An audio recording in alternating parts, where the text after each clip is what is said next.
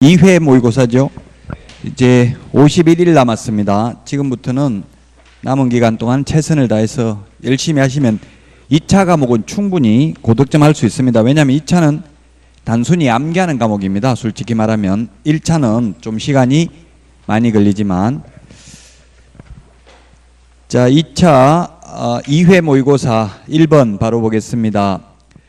1회, 2회 거의 다 쉬운 내용이고요. 이런 게 시험에 나옵니다. 중요합니다. 어려운 것만 너무 보실 필요는 없습니다. 그래서 실제 시험 난이도하고 거의 비슷하도록 했는데, 아마 그래도 실제 시험을 보면 좀 더 어렵게 느껴질 가능성이 많아요. 왜냐하면 실제 시험장에 가면 시중에서 보던 문제 똑같은 거 하나도 없습니다. 그래서 응용할 능력이 있어야 돼요.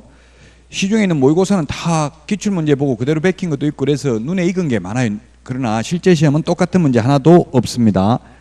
기출문제를 조금씩 응용할 뿐입니다. 자, 1번 틀린 것은 했는데 답은 1번입니다. 다른 법률의 규정에 의해서 중개업을 영위할 수 있는 이른바 특수법인은 분사무소 책임자가 공인중개사일 필요 없습니다.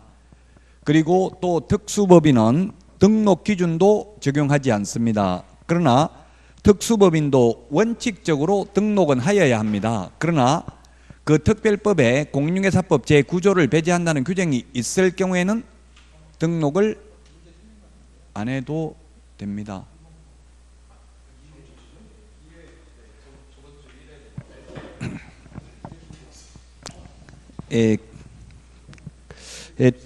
원칙적으로 특수법인도 등록해야 되는데, 그래서 지역농협, 농업협동조합법 등에는 등록을 안 해도 된다고 되어 있고요. 그 다음에 한국자산관리공사는 특별한 규정이 없기 때문에 등록을 해야 됩니다. 이 특수법인에 대해서는 시험에 잘 안 나오고요. 다만 특수법인은 이 등록 기준 적용하지 않는다. 그 다음에 분사무소 책임자가 공인중개사일 필요 없다. 이 두 개만 정확하게 기억하면 되겠습니다. 1번이 답입니다. 책임자를 공인중개사로 두어야 한다 했기 때문에.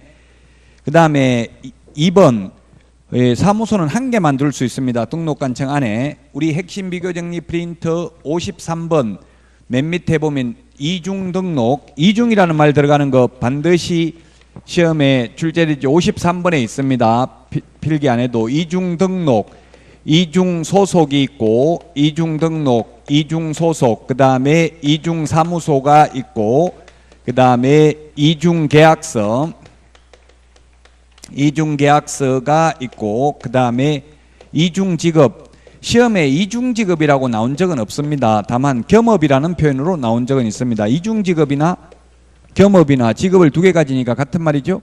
그래서 이중 등록, 이중 소속은 개업 공인중개사의 경우에는 절대적 등록 취소 사유고, 소속 공인중개사의 경우 이중 소속을 하면 자격 정지 사유에 해당되고, 자격 정지 기간 중에 이중 소속하면 자격 취소해야 됩니다. 이중 사무소, 이중 계약서는 개업 공인중개사의 경우에는 임의적 취소, 임의적 취소, 상대적 취소, 임등치, 상등치, 임취, 상취 다 같은 말입니다. 그 다음에 소속 공인중개사가 이중계약서를 작성하게 되면 자격 정지 사유가 되겠습니다. 이중직업, 겸업을 하면 개인은 타법에서 규제하지 않는 한 겸업을 해도 됩니다. 적법행위입니다. 타법에서 규제하지 않는다면 여러분들이 중개업을 하면서 슈퍼마켓을 해도 상관없고 담배를 팔아도 됩니다. 다만 법인인 경우에는 겸업 제한을 위반하면 6가지만 겸업할 수 있죠. 우리 핵심 비교정리 프린터 24번에 보면 6개만 겸업할 수 있는데 그 외의 업무를 하면 등록을 취소할 수 있습니다. 이중 등록, 이중 소속, 이중 사무소 이 3개는 1년 이하의 징역이나 1,000만 원 이하의 벌금에 처합니다. 이중계약서는 징역, 벌금, 행정, 형벌 대상은 아니라는 점, 시험에 반드시 이중이라는 말 들어가는 한 문제는 출제됩니다. 3번 법인의 경우 주된 사무소와 거분 사무소는 같은 시군구에 둘 수 없다. 예, 분사무소는 주된 사무소가 속한 시군구를 제외한 시군구별로 설치하되 시군구별로 1개소를 초과할 수 없습니다. 주된 사무소가 있는 곳에는 분사무소를 둘 수 없습니다. 자, 그 다음에 4번 분사무소 설치 신고는 주된 사무소 소재지 관할 등록관청에 해야 된다.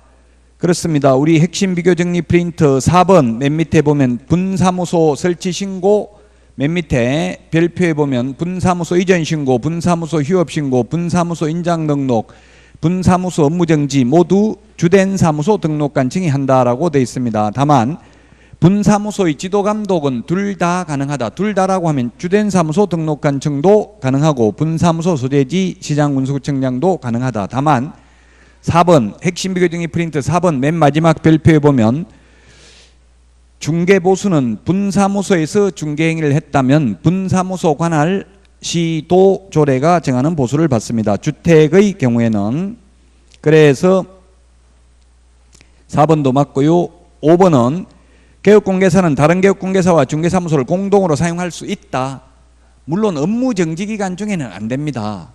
업무정지기간 중에 안 된다 이런 말 없다고 해서 이 5번을 X로 하면 안 되겠죠. 업무정지기간 중에도 가능하다. 물론 이렇게 나오면 X기는 합니다. 업무정지기간 중에는 공동으로 사용할 수 없습니다.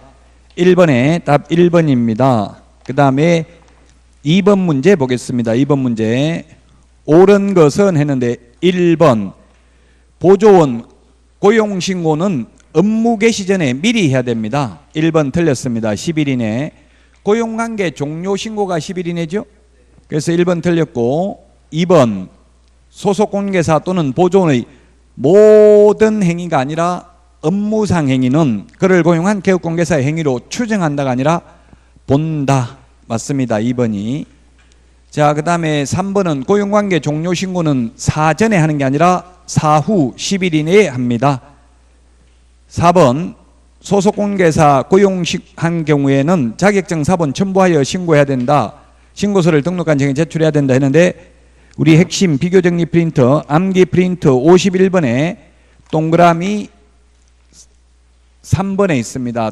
3번이 아니고 2번에 있네요. 2번이 아니고 몇 번에 있죠? 분사무소 2번이 아니고 소속공개사 고용신고. 고용신고면 3번에 있죠. 51번에 3번. 51번에 핵심 비교정리 프린트 51번에 1, 2, 3번은 자격증 4번 제출 안 한다고 되어 있습니다. 4번, 5번은 제출한다고 되어 있고요. 그래서 자격증 4번 제출하지 않습니다. 직접 자격증을 교부한 시도회사에게 확인을 요청합니다.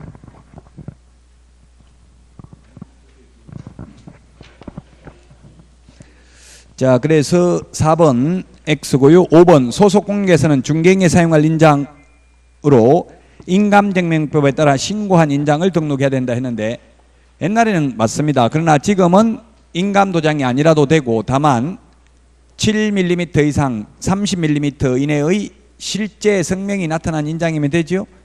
그래서 틀렸고 답은 2번이 되겠습니다. 자, 그 다음에 3번입니다. 3번 틀린 것은 했는데 1번 개업공개사가 아닌 자가 표시광고를 하면 1년 이하의 징역이나 1,000만 원 이하의 벌금이고요. 만약 2번에 있는 것처럼 개업공개사가 표시광고를 하면서 사무소 명칭, 소재지, 연락처, 성명을 표기하지 않는 경우에는 100만 원 이하가 틀렸는데 2번에 500만 원이라고 해서 틀렸습니다. 2번이 정답입니다.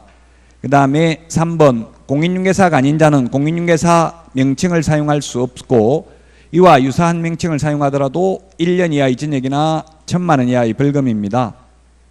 다만 소위 중개인이 즉 법 7638호 부칙 제6조 2항의 개업공개사가 공인중개사라는 명칭을 사용하면 100만 원 이하의 과태료입니다. 그 외의 자가 공인중개사라는 명칭을 사용하면 1년 이하의 징역이나 1,000만 원 이하의 벌금입니다. 중개인이 공인중개사 사무소 이렇게 하면 100만 원 이하의 과태료라고요.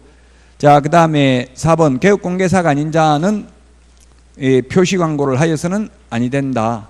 위반하면 1년 이하의 징역이나 1,000만 원 이하의 벌금이고요. 5번 공인중개사 자격을 취득한 자는 등록을 하지 않더라도 공인중개사라는 명칭을 사용할 수 있다. 기출문제 지문입니다.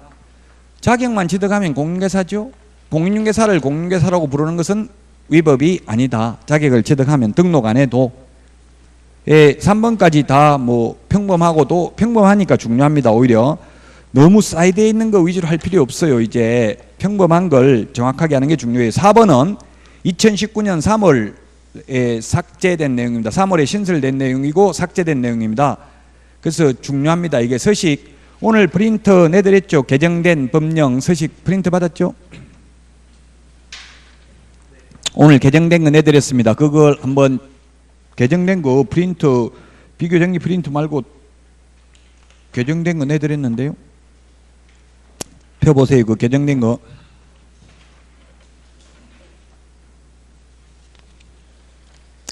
개정된 걸 보시면 확인설명서 2의 서식이잖아요. 확인설명서 2의 서식. 확인설명서 2의 서식이든 1의 서식이든 다 마찬가지입니다. 확인설명서 1의 서식, 2의 서식 오늘 내드렸어요. 이게 프린트를 보면 거기 보고 찾아보시면 민간임대 등록 여부 이거 표시하도록 바뀌었죠. 이번에 민간임대 등록 여부가 신설됐습니다. 민간임대 등록 여부는 어디에 있어요? 동그라미 2번. 오늘 내드린 프린트 8페이지. 오늘 내드린 프린트 8페이지 그 동그라미 2번 권리관계 밑에 보니까 민간임대 등록 여부 장기 일반 민간임대주택, 공공지원 민간임대주택, 단기 민간임대주택 체크하도록 되어 있죠. 단기 민간임대주택은 4년, 장기 공공지원은 8년입니다. 이거 학개론 시험에도 나오더라고요. 임대주택의 종류와 그 임대기간 이런 거 해가지고 학개론 시험에 나올 수 있죠. 그 영구임대주택은 50년이고요. 국민임대주택은 30년이고요. 그 다음에 10년 임대 후 분양이 있어요. 10년 임대 후 분양, 5년 임대 후 분양도 있고요. 그 LH에 사는 공공임대주택 중에서 그 다음에 이제 민간임대주택 중에서는 장기 공공지원 민간임대주택, 공공지원 민간임대주택을 옛날에는 뭐라고 불렀냐면 박근혜 정부 때는 뉴스테이라고 불렀어요. 뉴스테이라고 들어봤죠? 새로운 주거 개념 뉴스테이가 지금은 공공지원 민간임대주택입니다. 요 공공지원 민간임대주택 이런 거는 그 임대 의무기간 동안 1년에 5%밖에 못 올립니다. 8년 동안. 그렇지만 세제 혜택을 주죠. 취득세, 재산세, 종부세, 양도소득세 이런 혜택을 줍니다. 임대인에게는, 임차인에게는 그 안정적으로 5%밖에 못 올리면서 장기간 거주할 수 있는 혜택을 줍니다. 그 민간임대 등록 여부 들어갔고요. 그 다음에 토지거래 허가구역, 투기지역, 투기과열지구는 있는데 주택거래 신고지역이 빠졌습니다. 삭제됐습니다. 옛날에 있었는데 올해 2019년 3월에 삭제됐습니다. 주택거래 신고지역이라는 것은 옛날에 주택법에 있다가 주택법에서 폐지된 지 벌써 한 5년 넘었어요. 근데 이때까지 입법의 불비로서 서식에 있다가 이번에 삭제됐습니다. 답이 4번입니다. 요번에 개정됐으니까 요 문제 4번 문제 좀 신경 좀 쓰십시오. 올해 개정됐으니까. 그래서 답 4번에 4번이 되겠습니다. 자, 다음은 5번입니다. 5번 문제. 부동산 거래 신고 등에 관한 법률 시험에 평균 5문제 정도 출제됩니다. 물론 작년에는 4문제 출제됐습니다. 그래서 부동산 거래 신고 제도에서 2문제, 외국인 부동산 취득 특례에서 1문제, 토지 거래 허가에서 2문제, 평균 이렇게 출제됩니다. 자, 그러면 틀린 것은 했는데 이건 1번은 양벌 규정인데 시험에 나온 적이 없습니다. 생략하고 참고로 똑같습니다. 양벌 규정입니다. 1번, 2번 양벌 규정이고요. 양벌 규정 우리 공개사법이나 똑같습니다. 그래서 바로 시험에 나온 적 없고 확률도 조금 낮아요. 참고로 보시고 3번 바로 보겠습니다. 거래대금 지급 증명자료 제출하지 아니한 경우 3천만 원 이하의 과태료입니다. 4번에 그 외의 자료를 제출 안 하면 500만 원 이하의 과태료입니다. 중요합니다. 그 외, 거래대금 지급 증명자료 외자 하나 들어가면 차이가 나죠.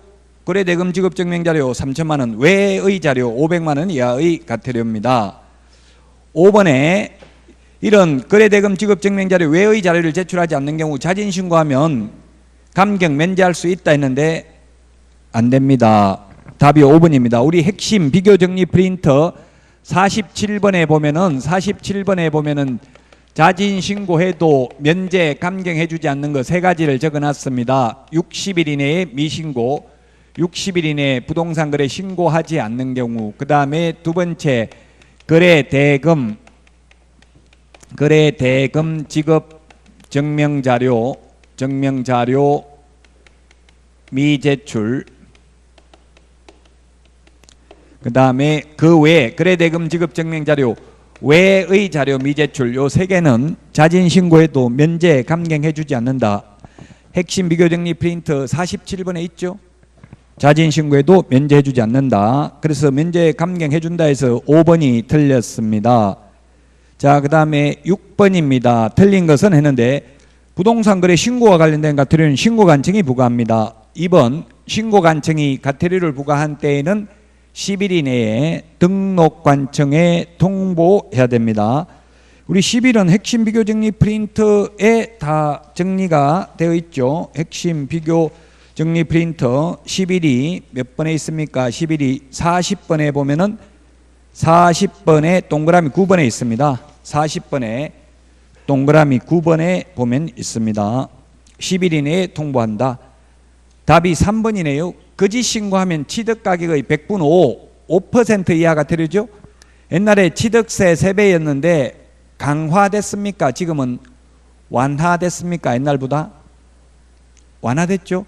취득세 표준세율이 4%잖아요. 4%의 3배하면 12%죠. 근데 5%로 완화했다고 밝혔습니다. 100분 5입니다. 그래서 3번이 정답이 되겠습니다. 자, 그 다음에 외국인 등이 계약일로부터 60일 이내 신고하지 않는 경우나 거짓으로 신고한 경우 300만 원 이하의 과태료다.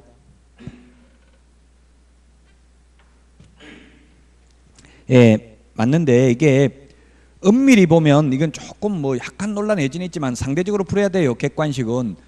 외국인 특례에 의해서 외국인 특례는 300만 원입니다. 근데 매매, 교환, 증여 계약이 있다면 우리나라 사람은 매매만 부동산 거래 신고하고 교환이나 증여 계약은 우리나라 사람 신고 안 하죠. 외국인만 특례에 의해서 신고합니다. 요 두 개는 300만 원 이하의 과태료인데 매매인 경우에는 외국인 특례가 적용되는 게 아니라 일반 규정에 의해서 신고를 해야 되기 때문에 매매 계약을 체결하고 60일 이내 부동산 거래 신고하면 외국인 특례에 의해서 처벌받는 게 아니라 일반 규정에 의해서 처벌받기 때문에 500만 원 이하의 과태료입니다. 매매 계약을 하고 60일 이내 신고 안 하면. 그래서 이게 매매인지 교환인지 규정이 없잖아요. 지금 4번이.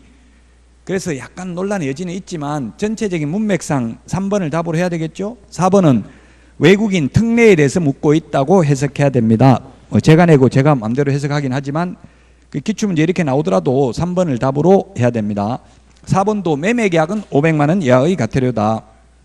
자, 그 다음에 5번에 개업공개사에게 부동산 거래 신고를 하지 아니하게 하거나 거짓 신고하도록 요구한 자 500만 원 이하의 과태료입니다. 부동산 거래 신고 등에 관한 법률에서는 100만 원 이하의 과태료는 없습니다. 즉 처음에 우리 부동산 중개법을 만들 때는 전부 100만 원 이하의 과태료였습니다. 개인에게 부과하는 거는. 지금은 벌써 35년이 넘었기 때문에 화폐 가치가 떨어졌기 때문에 500만 원 이하의 과태료로 바뀌었습니다. 전부 최근에 신설된 거는. 그 최근에 신설된 게 개인에게 뭐가 있냐면 이게 부동산 거래 신고와 관련된 게 4가지가 있고요. 60일 이내 신고하지 않거나 거짓 신고하거나 거짓 신고를 조장하거나 방조한 자, 거래 대금 지급 증명 자료, 외의 자료 제출하지 않는 경우 4가지 500만 원 이하의 과태료고요. 그 다음에 확인 설명 근거 자료 제시하지 않는 경우 500만 원 이하의 과태료. 그 다음에 연수 교육 받지 않는 경우 500만 원 이하의 과태료입니다. 그 외에는 개인에게는 전부 100만 원 이하의 과태료입니다. 공인중개사법에서는. 자, 그 다음에 6번에 답 3번이고요. 7번 문제 보겠습니다. 7번 문제. 7번 확인 설명 의무 틀린 것을 모두 고른 것은 했는데 기억 권리관계의 경우 권리를 취득하려는 의뢰인에게 등기사항 증명서 등 근거 자료를 제시해야 되고요. 제시도 하고 설명도 해야 됩니다. 설명하고 설명하면서 제시를 해야 됩니다. 둘 다 해야 된다. 니은 개업공개사는 매도, 임대, 의뢰인 등이 중개사물의 상태에 관한 자료 요구에 불응한 경우에는 그 사실을 매수, 임차, 의뢰인 등에게 설명하거나가 아니라 설명하고 중개대상물 확인 설명서에 기재도 해야 됩니다. 이 기출문제 지문입니다. 기출문제 이렇게 나왔다고요. 하거나가 아니라 설명도 하고 기재도 해야 된다. 불응한 경우. 실무적으로 본다면 이건 무조건 사실은 알아내야 되겠죠.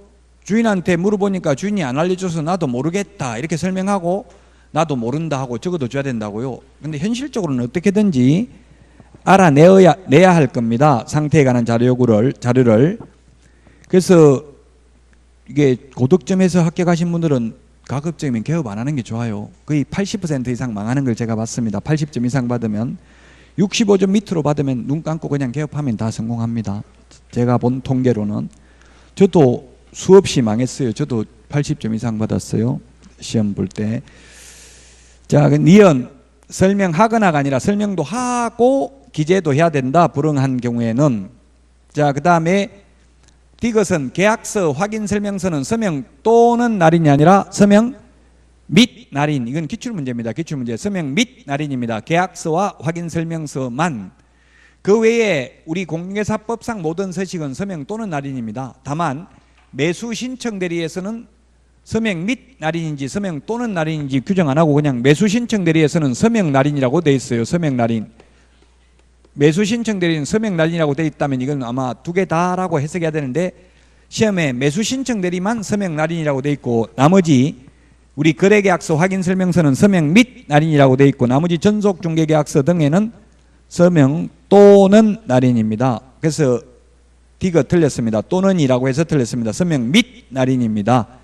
그 다음에 리얼의 법정지상권, 분묘기지권, 특수지역권 등 등기사항증명서에 나타나지 않는 것도 탐문조사 등을 해서 확인해야 되죠. 설명해야 됩니다. 설명 대상이 아니다. 틀렸습니다. 미음 확인설명서 서식에 권리관계의 증명 근거로 지형도는 명시되어 있지 않다.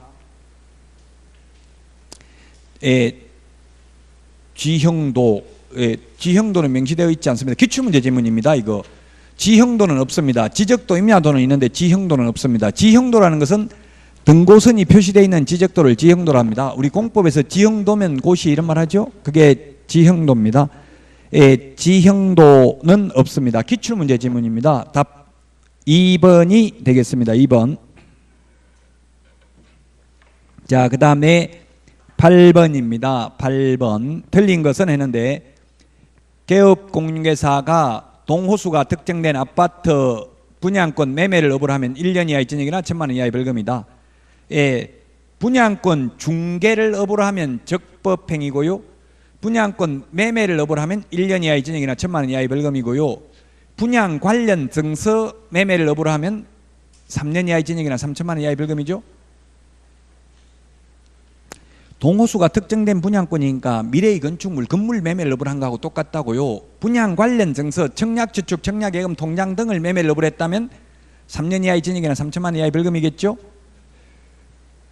분양권 중개를 업을 하는 것은 적법행위, 분양권 매매를 업을 하는 것은 1년 이하의 징역이나 1,000만 원 이하의 벌금, 분양 관련 증서 매매를 업을 하는 경우는 3년 이하의 징역이나 3,000만 원 이하의 벌금이라고요. 자, 2번 일방대리는 가능합니다. 쌍방대리는 3년에 3,000만 원입니다. 그 다음에 3번입니다. 어떠한 명목으로라도 보수 또는 실비를 초과해서 금품을 받아서는 아니 됩니다. 4번은 중개보수를 초과해서 받으면 전부 무효가 아니라 초과 약정을 했다면 초과 부분만 무효입니다. 이건 민법 시험에도 나올 수 있어요. 전부 무효다 X입니다. 법정보수가 100만 원인데 1,000만 원 받기로 했으면 초과 부분 900만 원만 무효입니다. 900만 원만. 전부 무효이다 X. 초과 부분만 무효입니다. 4번이 답입니다. 5번에 등록관청은 개업공개사가 금지행위를 한 경우 등록을 취소할 수 있다. 금지행위를 한 경우 취소할 수 있다. 이런데 이것도 문제를 이제 잘 봐야 되는 게 만약에 예를 들어서 중개보수를 초과해서 벌금 500만 원을 선고받았다. 500만 원을 선고받았다. 법원으로부터 임취 취소할 수 있느냐? 상대적 취소냐? 절취, 절대적 취소 또는 필요적 취소냐? 답이 뭡니까? 이 금지행위잖아요. 중개보수 초과해서 받는 거. 금지행위를 해서 벌금 500만 원 선고받았다. 뭐냐고 답 두 개 중에 하나. 임취? 2번 절취 손 들어보세요. 답은 절대적 취소죠. 벌금을 받았으면 결격사유예요. 300만 이상 벌금 받으면 결격사유잖아요. 선고받기 전에 보수를 초과해서 받은 것만으로 취소할 수 있다는 뜻이고 법원의 판결이 확정되면 취소하여야 합니다. 유죄 판결이 확정되어서 징역이나 또는 300만 이상 벌금이 선고되면 벌금 이 재판이 확정되려면 아무리 빨라도 2개월을 늦게 걸려요. 2개월 되기 전에 재판 확정되기 전에 미리 취소할 수도 있다는 뜻이에요. 그래서 재판이 확정되어서 300만 이상 벌금 유죄가 확정되면 그때는 결격사유이기 때문에 취소하여야 합니다. 8번의 답 4번입니다. 자, 그 다음에 9번입니다. 9번. 거래계약서 틀린 것은 했는데 1회, 2회 전부 다 기출문제에서 조금씩 응용했어요. 거의 기출문제 수준이에요. 그래서 크게 어렵진 않을 거예요. 그러나 개수형 문제 어렵죠? 기억은 틀렸습니다. 계약서 작년까지는 4본 보존하라고 되는데 지금은 원본, 4본, 전자문서 다 됩니다. 근데 3년이 아니고 5년이죠. 전속중개계약서와 확인설명서만 3년입니다. 전속중개계약서와 확인설명서만 3년이고 거래계약서, 그 다음에 매수신청대리 관련 서류는 모두 5년이죠. 매수신청대리 사건카드, 매수신청대리 대상물 확인설명서, 매수신청대리 행정처분대장은 5년 보존입니다. 그 다음에 니은에 틀렸습니다. 3년이라고 해서 기억은 니은 기출문제 지문입니다. 매수인이 성명을 공란으로 둘 수 있다. 원할 때에는 X죠. 거래 당사자 인적사항은 필수적으로 기재되어야 합니다. 만약에 이렇게 비워놨다가 어떻게 하겠어요? 비워놨다가 전매해가지고 맨 마지막 산 사람이 그냥 산 것처럼 해서 미등기 전매로 투기수단으로 악용될 수 있겠죠? 지금도 비워놓는 사람 있어요. 현실적으로 보면 매수인 박용덕 외 1인 이렇게 해놓고 매수인의 자금 사정을 인하여 변동될 수 있음 이런 식으로 찍는 경우도 있어요. 현실적으로 실무적으로. 근데 인적상 비워놓으면 안 된다. 시험에 나오면. 디귿, 그래서 니은 틀렸고 기억도 틀렸고 디귿도 틀렸습니다. 거래계약서는 법정서식이 없습니다. 다만 국토교통부 장관이 표준서식을 정하여 그 사용을 권장할 수 있는데 현재 권장하는 계약서도 없습니다. 다 틀렸습니다. 디귿까지. 그 다음에 리얼에 거래금액을 거짓으로 기재하면, 거래금액 거짓으로 기재한 게 뭐냐면 이중계약서나 똑같은 말이에요. 이중계약서, 다운계약서, 업계약서, 거짓계약서, 부정한 방법으로 계약서 작성 다 같은 말입니다. 그래서 이중계약서니까 등록 취소할 수 있다, 취소할 수 있다, 취소될 수 있다 같은 말입니다. 개업공개사가 주어니까 취소될 수 있다, 등록관청이라면 취소할 수 있다 이렇게 나오겠죠. 미음에 소속공개사로서 업무를 수행하는 기간 중에 거래계약서에 거래금액 등 거래 내용을 거짓으로 기재하거나 서로 다른 둘 이상의 계약서를 작성한 경우에는 6월의 범위 안에서 기간을 정하여 그 자격을 정지할 수 있다. 맞습니다. 저는 제 개인 감정이 들어간 글자 하나도 없습니다. 이거 법조문 있는 그대로나 판결문이나 기출문제 그대로입니다. 논란의 여지를 없애고자 제 개인 감정을 실은 글자 하나도 없다고요. 전부 다 베낀 겁니다. 어디서 똑같이 베낀 건 아니지만 판례 뭐 이런 거 다 베낀 거지 제가 개인 감정으로 쓴 글자 없습니다. 예, 그럼 이게 무슨 말이냐면 이게 읽은 게 법조문에 이렇게 표현되는데 이게 뭐냐면 이중계약서, 이것도 이중계약서를 소속공개사가 이중계약서 적었다는 이야기죠. 자격정지 사유에 해당됩니다. 맞습니다. 미음도 비업 등록관청이 아니라 비업은 누가? 국토교통부 장관이 표준이 되는 서식을 정하여 그 사용을 권장할 수 있죠. 그래서 틀렸습니다. 틀린 것 답 5번입니다. 5번 해설지 있으니까 보면 되겠죠. 기역, 니은, 디귿, 미음 이렇게 4개가 틀렸습니다. 5번이 정답이고요. 자, 그 다음에 10번 손해배상 책임도 시험에 반드시 출제됩니다. 이 문제가 똑같이 안 나올지언정 이 파트에서 시험에 반드시 나온다고요. 손해배상 책임과 보정 설정에서 2문제 시험에 출제됩니다. 1번 업무 개시 전입니다.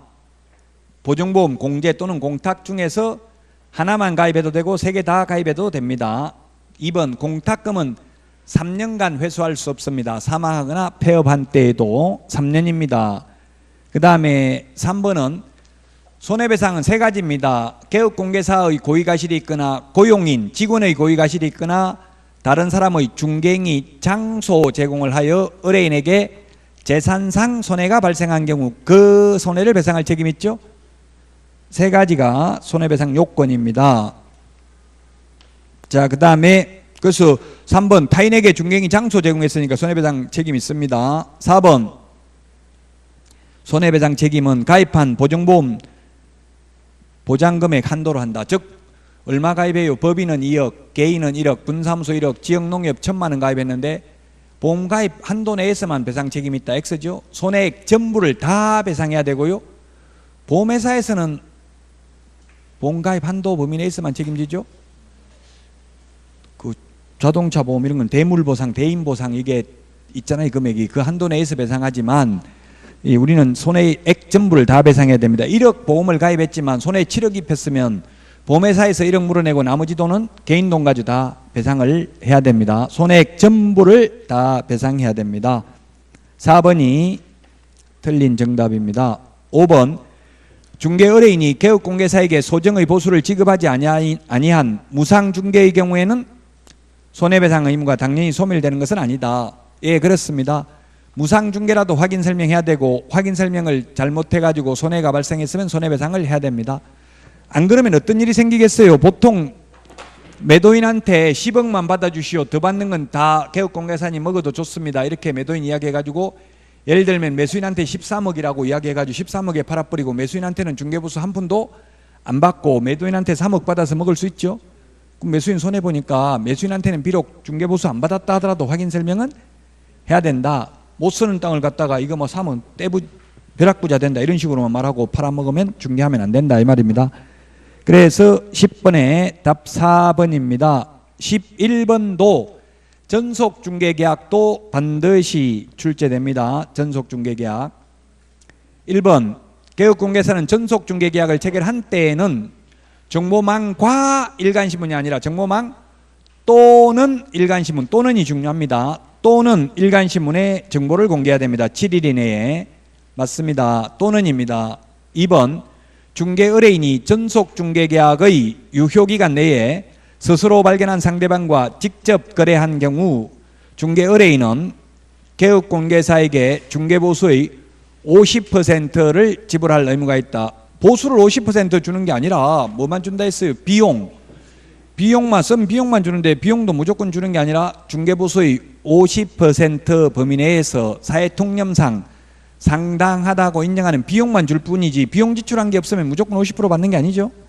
그래서 2번이 정답입니다. 그 다음에 3번 유효기간은 원칙 3월 예외 당사자 약정입니다. 4개월로 약정할 수도 있고 2개월로 약정할 수도 있습니다. 그 다음에 4번 전속중개계약을 체결한 개업공개사는 중개의뢰인에게 2주일에 1회 이상 업무 처리사항을 문서로 통지해야 됩니다. 문서 동그라미 하십시오. 문서 2주일에 1회 밑줄 치시고요. 코미디언 2주일을 생각하면 되겠죠. 2주일에 1회입니다. 일주일에 2회가 아니고요. 문서입니다. 문서. 민법에서는 문서로 해야 된다 하면 무조건 X입니다. 근데 우리는 문서로 해야 되는 게 많이 있습니다. 그 다음에 5번 개업공개사가 중개사물 정보를 일간신문에 공개한 때에는 지체 없이 의뢰인에게 그 사실을 문서로 통지해야 됩니다. 따라서 답 2번이고요. 그 다음에 상가 건물 임대차 분쟁조정위원회 올해 생겼습니다. 올해 이거 주택임대차보호법을 준용합니다. 그대로 모르면 주택임대차보호법은 생긴 지 좀 됐고요. 상가는 올해 생겼는데 어쨌든 주택하고 똑같습니다. 자, 그래서 1번에 보면 대한법률구조공단 지부에는 반드시 둔다. 2번 시도에는 둘 수 있다. 그 다음에 3번 사무국의 조정위원회 담당 업무자는 주택임대차보호법에 따른 분쟁조정위원회 사무국 업무를 제외한 다른 직위의 업무를 겸직하여서는 아니 된다. 분쟁조정위원회는 위원장 1명을 포함하여 7명이 아니라 5명 이상 30명 이하입니다. 제가 그 위원회 4개 위원회 비교하는 거 프린트 내드렸죠. 공인중개사 정책심의위원회, 공제운영위원회, 주택임대차위원회, 주택임대차 분쟁조정위원회 4개 비교하는 프린트 내드렸습니다. 그 주택임대차 분쟁조정위원회와 상가건물임대차 분쟁조정위원회는 똑같다고 보시면 됩니다. 그래서 4번입니다. 5명 이상 30명 이하. 30명, 30이라는 숫자에 이게 나올까요? 30 안 나올 수도 있겠는데 35번에 11번에 있네요. 35번에 11번에 있죠. 암기 프린트 31번에 11번에 있죠. 5명 이상 30명 이하입니다. 그래서 4번이 틀렸습니다. 4번이 정답이고요. 그 다음에 5번 조정위원회 임기는 3년으로 하되 연임할 수 있으며 보궐위원회 임기는 전임자의 남은 임기로 한다. 맞습니다. 3년입니다. 3년. 3년은 프린트에 이게 나와 있을까요? 3년 46번에 17번에 있네요. 46번에 17번 밑줄 치놓으시고요. 46번에 17번 따라서 12번에 답 4번입니다. 13번 포상금 제도인데요. 포상금도 부동산 거래 신고 등에 관한 법률에 포상금이 있고요. 부동산에 관해서는 주택법에 있고 공인중개사법에 있고 세 군데 있습니다. 1번 포상금 한 건 50만 원입니다. 1번이 정답입니다. 2번은 포상금 지급에 소요되는 비용은 그 일부를 협회가 아니라 국고에서 보조할 수 있죠. 50% 범위 내에서 보조할 수 있습니다. 최대 50%, 100% 50 범위 내에서 보조할 수 있습니다. 국고에서, 협회에서 보조할 수 있는 게 아니고. 그 다음에 3번은 국토교통부 장관이 아니라 등록관청이 포상금을 지급할 수 있습니다. 포상금 지급 대상은 세 가지입니다. 무부양, 무자격자만 포상금 줍니다. 무부양, 무등록, 부정한 방법으로 등록, 양도 대여한 자, 양수 대여받은 자만 포상금 지급 대상입니다. 나머지 중개보수 초과해서 지급해도 신고해도 포상금 못 받습니다. 무부양, 무등록, 부정한 방법으로 등록, 양도 대여만 포상금 지급 대상입니다. 4번 포상금 지급 신청서를 제출받은 등록관청은 포상금 지급 결정일로부터 30일이 아니라 1월 이내에 포상금을 지급해야 된다. 45번 우리 핵심 비교 정리 프린터 45번 1월 이내에 몇 번에 있어요? 동그라미 3번에 있죠. 3번 밑줄 치놓으시고 38번에 동그라미 3번 부동산 거래 신고 등에 관한 법률 포상금은 접수일로부터 2개월 이내에 지급합니다. 부동산 거래 신고 등에 관한 법률에는 2개월 이내입니다. 5번 하나의 사건에 대하여 2건 이상의 신고가 접수된 경우에는 균등 배분이 아니라 최초로 신고한 자에게만 지급하고요. 2인 이상이 동시에 왔을 때에는 균등 배분입니다. 2인 이상이 동시에 왔을 때. 14번입니다. 반드시 취소해야 되는 것. 답 1번입니다. 답 1번. 자, 우리 반드시 취소해야 되는 게 핵심 비교 정리 프린터 몇 번에 있습니까? 반드시 취소해야 되는 게 16번에 있습니다. 16번. 16번에 보면 핵심 비교 정리 프린터 16번에 보면은 해부 결의 소양 없이 이렇게 암기했습니다. 저는 해부 결의 소양 없이, 소양 없이, 교양 없이 이런 말이죠.